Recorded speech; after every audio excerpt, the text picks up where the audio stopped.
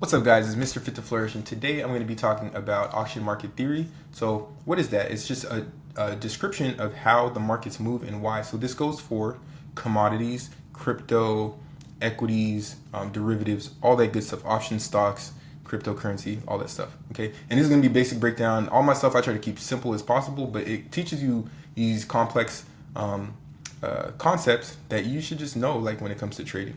So, let's get right into it.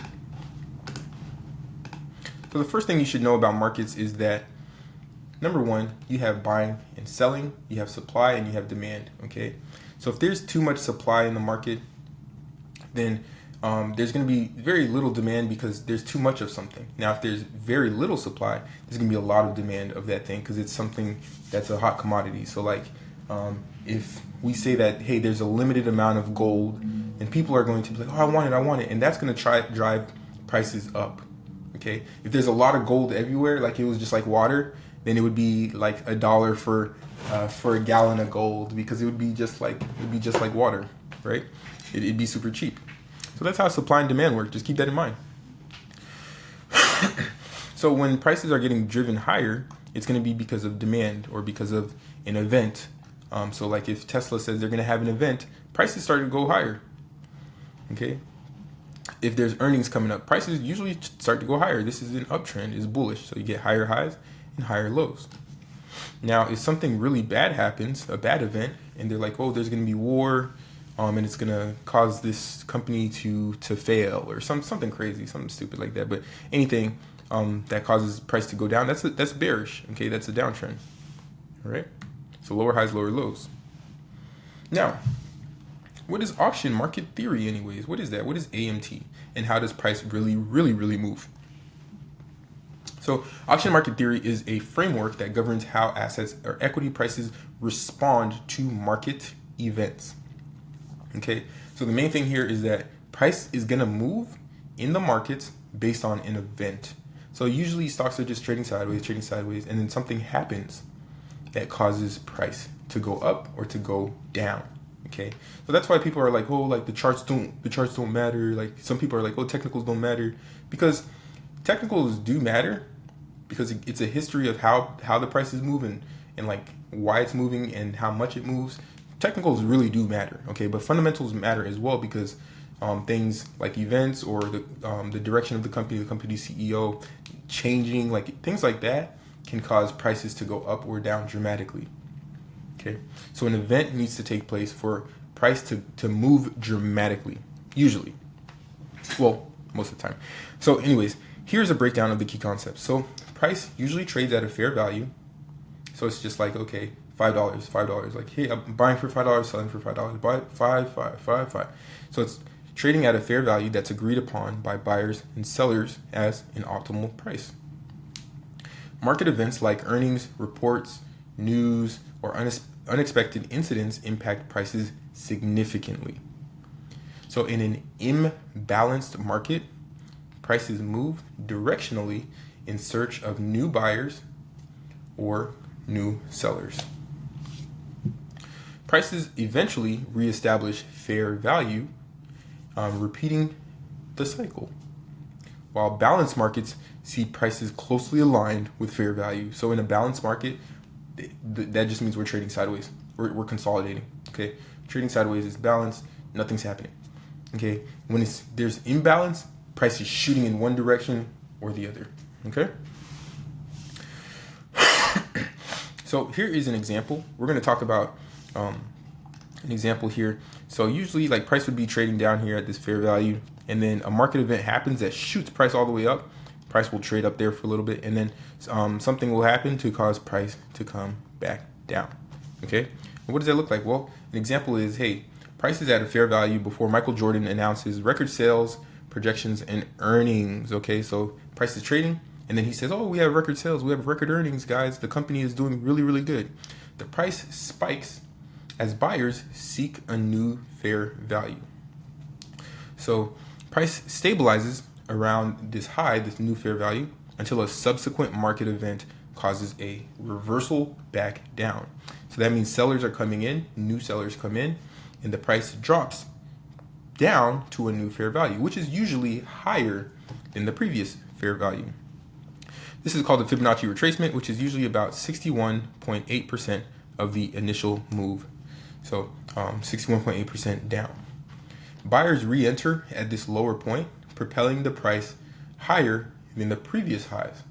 It's worth noting that prior highs may act as resistance due to lingering sellers in that range. What the heck does this mean? So again, let's go back to that slide.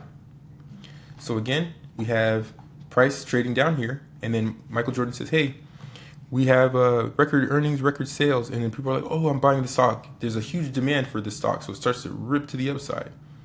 And then we find a new fair value up here. We're like, okay, I don't think the price of the stock should be any more than this. Okay, so it starts to trade up here, and then sellers step in here and cause the stock to fall, and that fall is usually 61.8% of the way down. So it's not going to be a fall all the way back down, because this is going to be the new established fair value. Okay, now new sellers come in, pushing the price back up, and we go back to previous highs, and there's still some sellers up here because they're like, I don't think the price should be this high. So the sellers step in again. Okay, and this is what I mean by Fibonacci retracement. So you look from the swing low to the swing high. The move down is usually in the golden pocket, which is 50 to 61.8% of the whole way down. That's called a Fibonacci retracement to the golden pocket. This is the golden pocket, which is 50.5 to 0.618% of the whole way down. Okay? Good stuff. So auction market theory also explains the 4 stages of a market cycle. Okay, of a market cycle. So the 4 stages of a market cycle are accumulation, which is the buying and selling at a same price at a low, buying and selling, buying, selling, buying, selling. And then you get a market event that causes a run up or a markup phase, which is this huge move up. Then you get distribution, which is it's accumulation, but it's at the high. So it's distribution. You're going sideways, going sideways, going sideways at a new agreed upon fair value. And then you get the markdown phase, which is when you get that sell-off, okay, sell-off phase. So those are the 4 phases. You get accumulation, you get a run-up because of a market event happens, like, oh, earnings is coming, or Tesla says they're going to make robots take you to the moon. Everyone's like, oh, shoot, let me buy Tesla. It goes up. Then you get distribution. They're like, oh, yo, this is too high. This price is too high. They start selling. It's like, oh, let me take profit. Start selling, which is the markdown phase, okay? And then it starts all over again. Accumulation, markup, distribution, markdown, okay?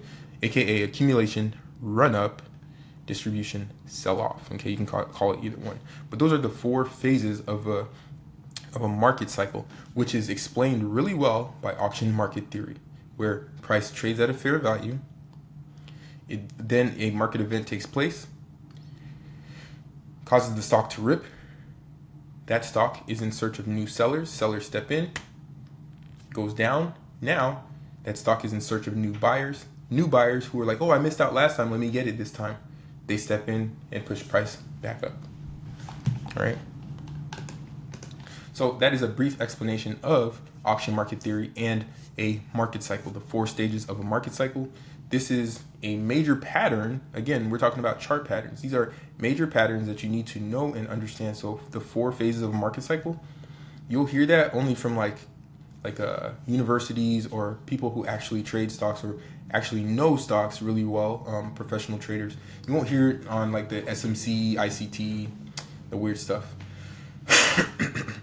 All right. But this is just basic Wall Street stuff that you should know. All right. And even in economics, you should know this stuff. But really good stuff here. If you like it, like, share, subscribe, all that YouTube-y stuff.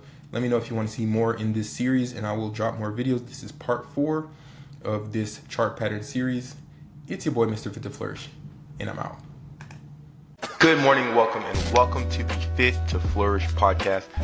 Let's talk wellness, finance, and growth.